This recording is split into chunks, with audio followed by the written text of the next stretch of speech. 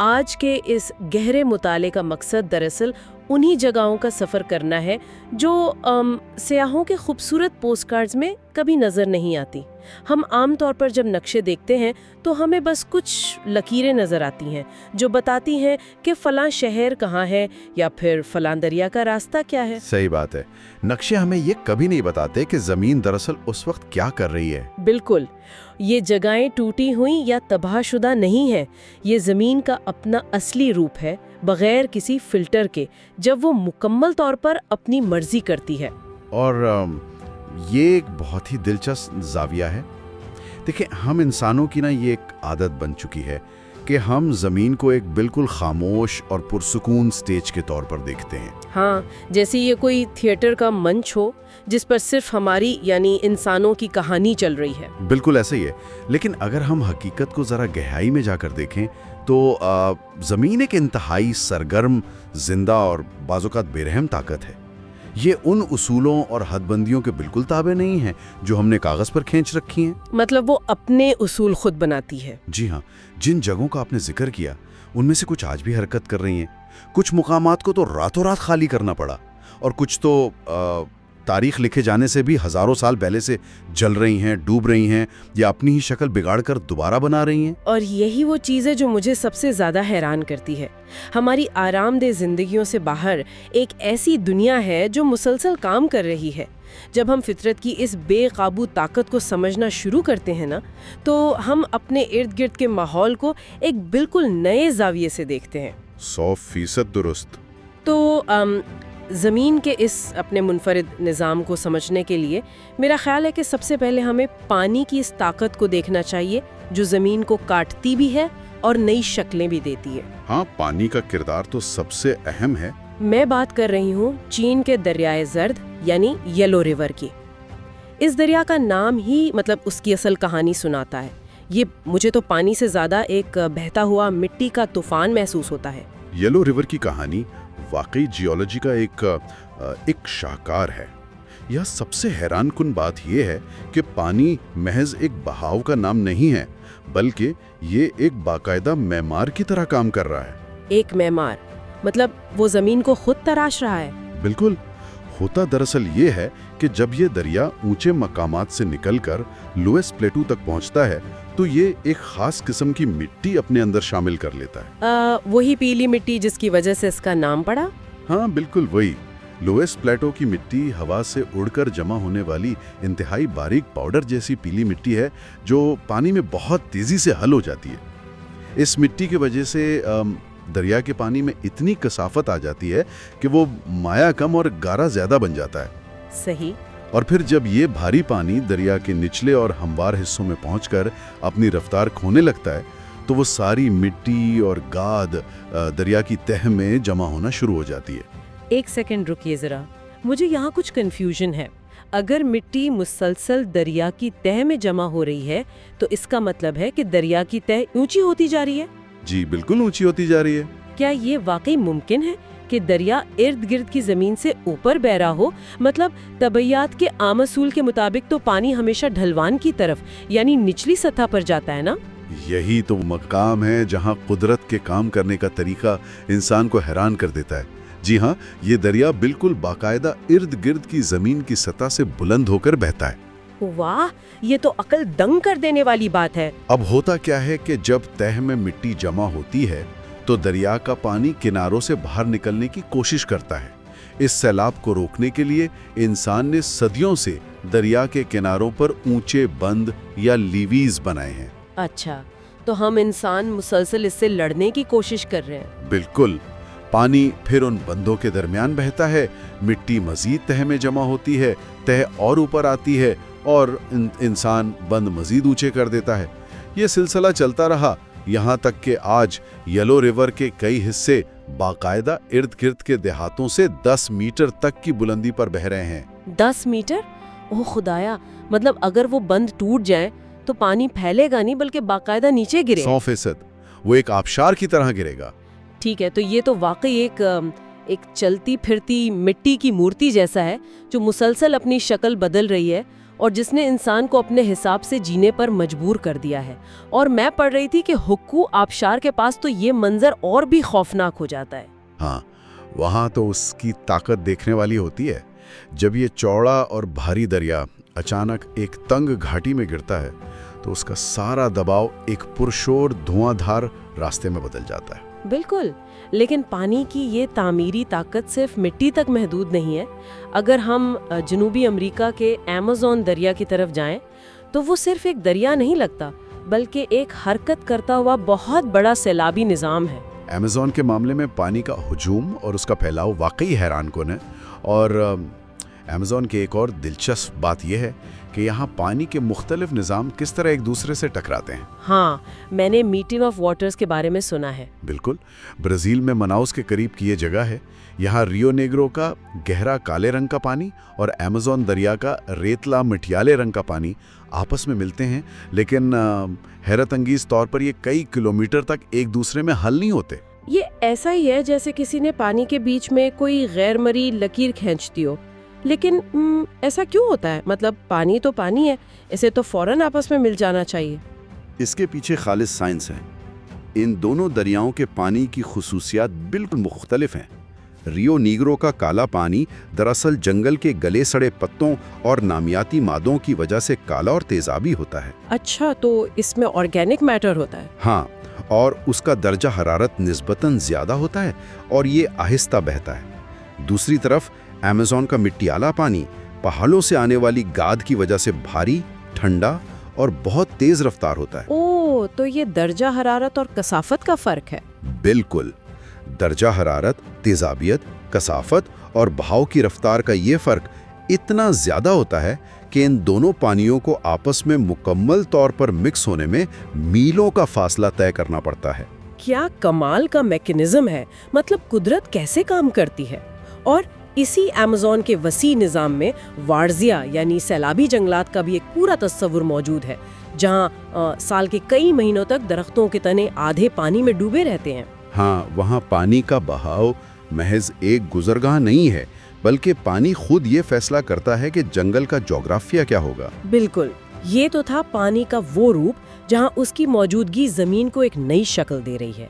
लेकिन यहाँ एक सवाल पैदा होता है कि जिन जगहों पर पानी ने इतना कुछ बनाया, इन्हीं जगहों से अगर पानी हमेशा के लिए चला जाए तो जमीन पर क्या गुजरती है?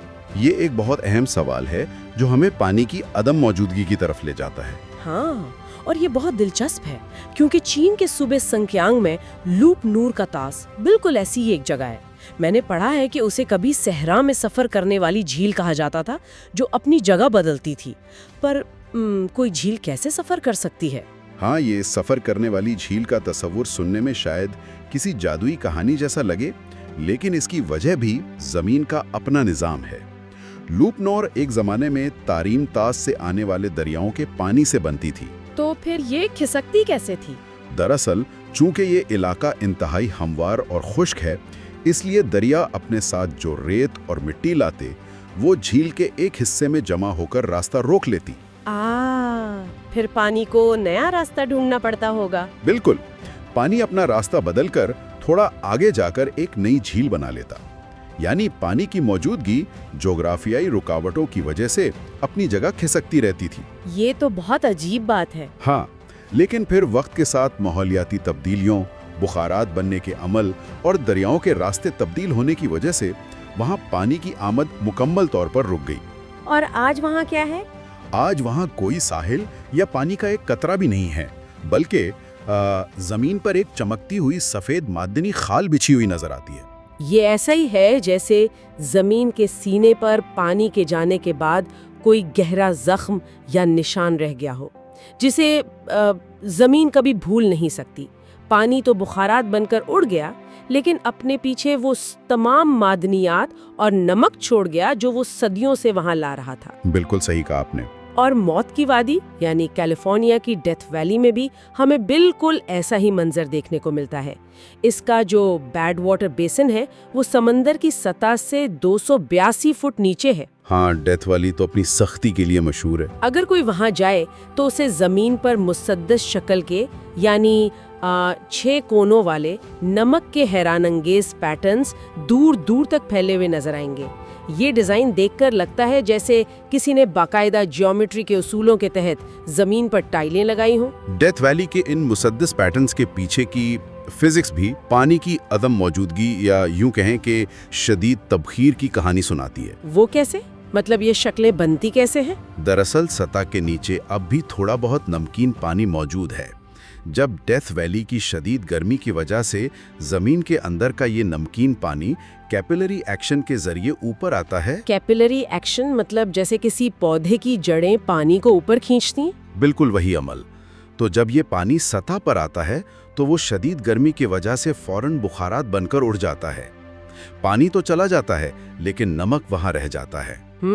समझ रही हूँ। जैसे जैसे नमक की ये तह मोटी होती है ये फैलना शुरू करती है, और जब कोई चीज चारों तरफ से फैलकर एक दूसरे से टकराती है तो उस दबाव की वजह से नमक की तह में दरारें पड़ जाती हैं।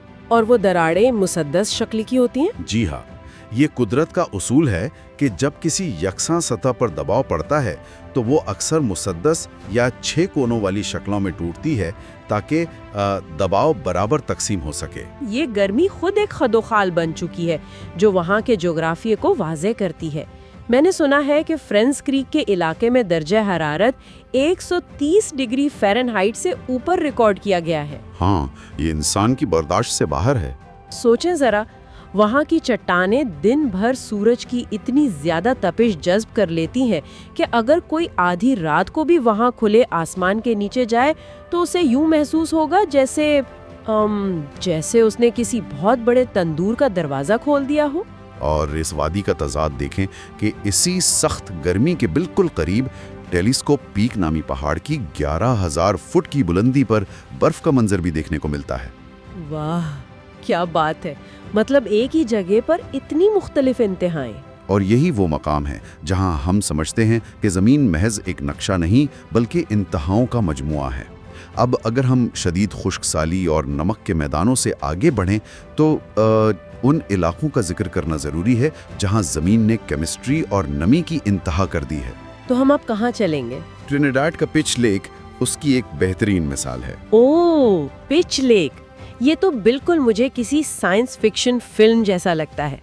ये कोई आम पानी की झील नहीं है, बल्कि ये जमीन की एक जिंदा खाल जैसी असफाल्ट यानी तारकोल की झील है। बिल्कुल, और ये मुसलसल हरकत में रहती है। हाँ, मैंने पढ़ा है कि ये आधी ठोस है और आधी हरकत में है। अगर कोई इस झील पर कदम रखे तो उसे महसूस होगा कि एक जगह से जमीन सख्त है लेकिन अगले ही कदम पर वो नरम पड़ने लगती है। बिल्कुल ऐसा ही है। ऐसा लगता है जैसे जमीन के अंदर कोई बहुत बड़ी भट्टी चल रही है और ये तारकोल एक स्लो मोशन लावा लैंप की तरह या किसी गाढ़े लावे की तरह उबल कर आ रहा है। इस स्लो मोशन लावा लैंप की तशबीह ने इस अमल को बहुत खूबसूरती से वाज़ेह किया है। दरअसल पिच लेक के नीचे जमीन की तहों में गहरी फॉल्ट लाइंस मौजूद हैं। फॉल्ट लाइंस यानी जमीन की दरारें? जी हाँ, इन दरारों के नीचे लाखों साल पुराने पेट्रोलियम और हाइड्रोकार्बन के ज़खायर हैं। जब जमीन के अंदरूनी हिस्सों का शदीद दबाव इन ज़खायर पर पड़ता है तो ये तेल और गैसेस ऊपर की तरफ धकेली जाती हैं। तो वो सब सतह पर आ जाता है। जैसे ही ये मिक्सचर सतह पर पहुंचता है उसमें मौजूद हल्के केमिकल्स और गैसेस तो बुखारात बनकर उड़ जाते हैं और पीछे सिर्फ भारी गाढ़ा बिटुमिन, पानी और मिट्टी का एक लेसदार अमेज़ा रह जाता है। ओह, तो ये सारा तारकोल वहाँ से आता है? बिल्कुल, ये बाकायदा जमीन का अपना अंदरूनी मवाद है जो मुसलसल बाहर उगल रही है। ये जमीन की अपनी केमिस्ट्री की एक बड़ी दिलचस्प शक्ल है। और केमिस्ट्री की दूसरी इंतहा हमें इंडिया के सूबे मेघालय के गांव मासनराम में मिलती है। उसे दुनिया की सबसे ज्यादा बारिश वाली जगह माना जाता है। हाँ, वहाँ की बारिशें तो मशहूर हैं। खलीजे बंगाल से आने वाली हवाएं सीधा यहाँ की पहाड़ियों से टकराती हैं। वहाँ का माहौल इतना मरतूब होता है कि हवा में मौजूद नमी फासलों को बाकायदा धुंधला देती है, जैसे हर चीज पर एक मुस्तकिल गीली चादर तनी हो। मासेनराम में जो कुछ होता है ना, उसे ज्योग्राफी की जबान में ओरोग्राफिक लिफ्ट कहते हैं। Orographic lift? ये क्या होता है? देखिए, खलीजे बंगाल से आने वाली मॉनसून हवाएं जो नमी से पूरी तरह लदी होती हैं, जब खासी की पहाड़ियों से टकराती हैं तो उन्हें अचानक ऊपर की तरफ उठना पड़ता है।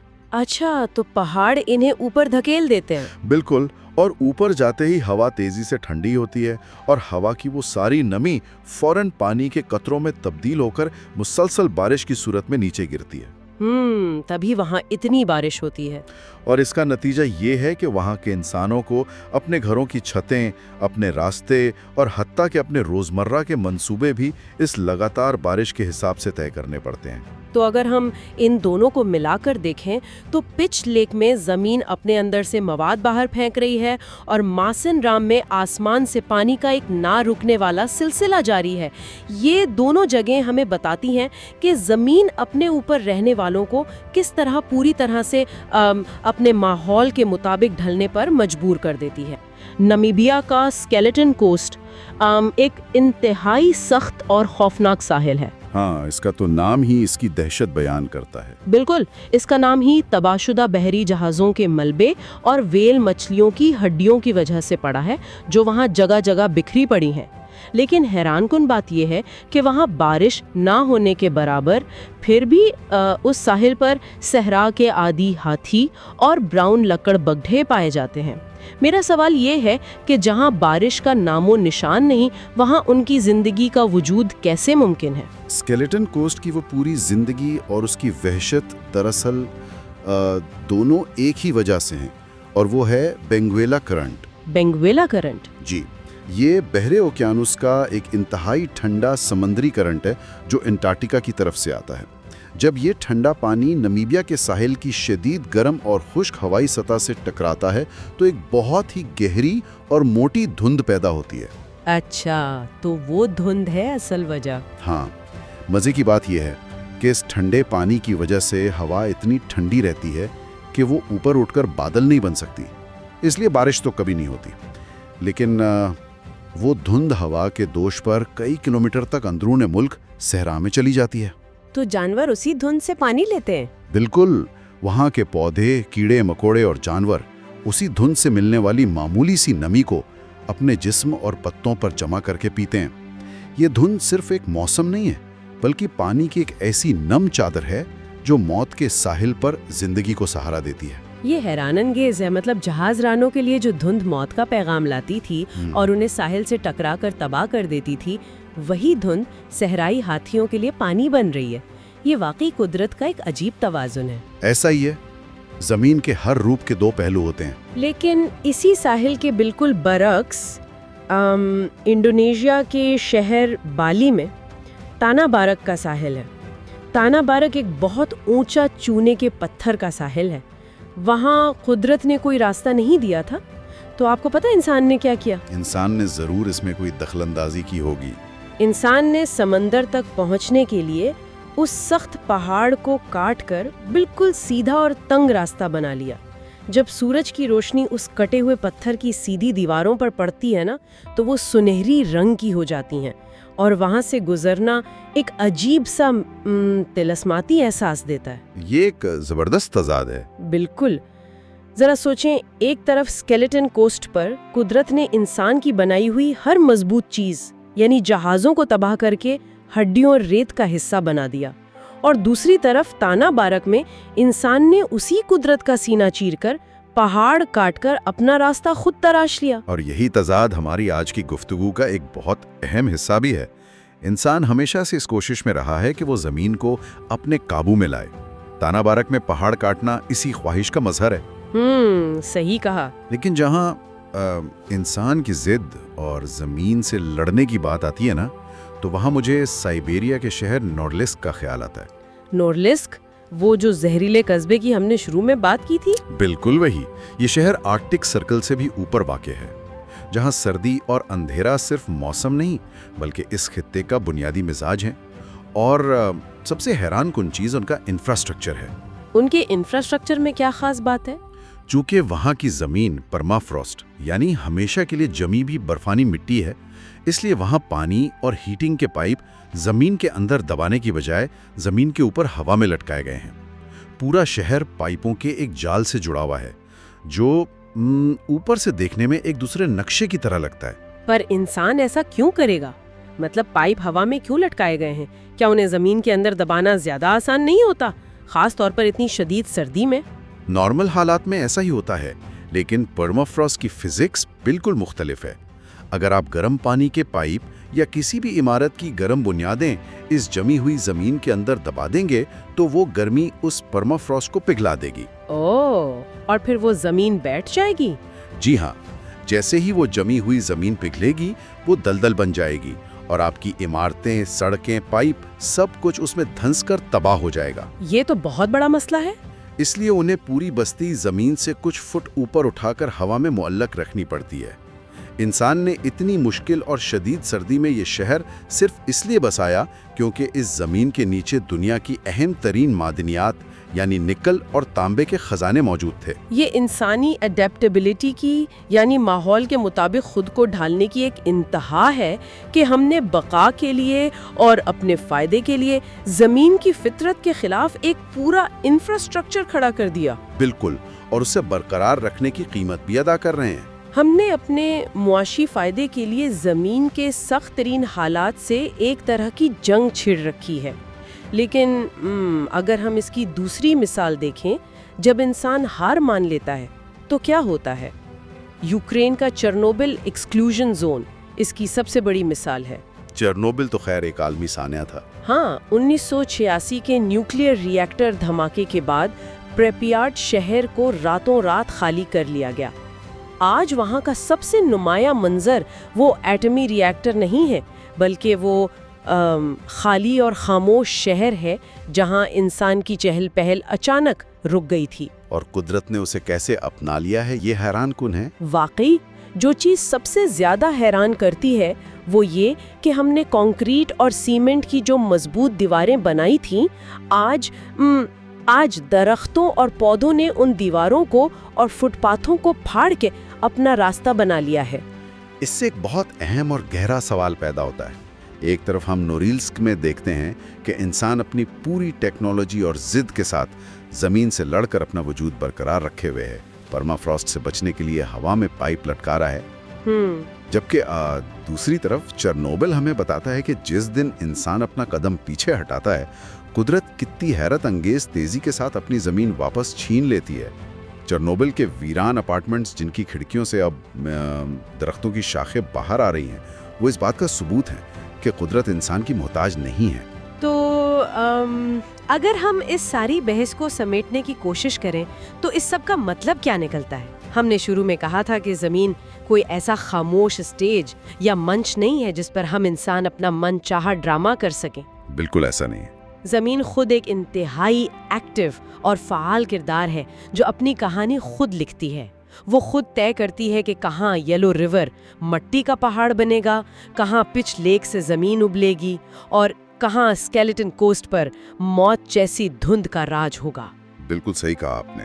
हम ज़मीन के वसाइल का इस्तेमाल तो कर सकते हैं, हम कुछ वक्त के लिए उसे अपने हिसाब से मोड़ सकते हैं, लेकिन बिल आखिर ज़मीन की अपनी केमिस्ट्री, उसका अपना दर्जा हरारत और उसके तबई उसूल हमेशा इंसानी इरादों पर गालिब आ जाते हैं।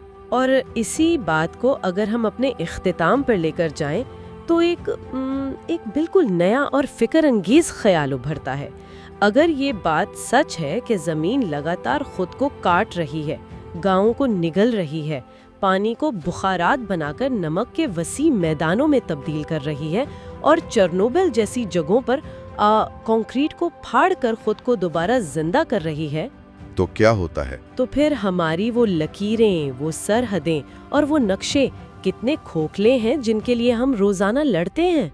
जरा सोचें, आज हम जिन मुल्की हुदूद को पत्थर पर लकीर समझते हैं, क्या 10,000 साल बाद जमीन के इस आज़ाद और बेकाबू रूप के आगे हमारे आज के ये मजबूत निज़ाम और ये नक्शे कोई माने रखेंगे? ये वाकई सोचने वाली बात है। मेरा ख्याल है वो बिल्कुल मिट चुके होंगे।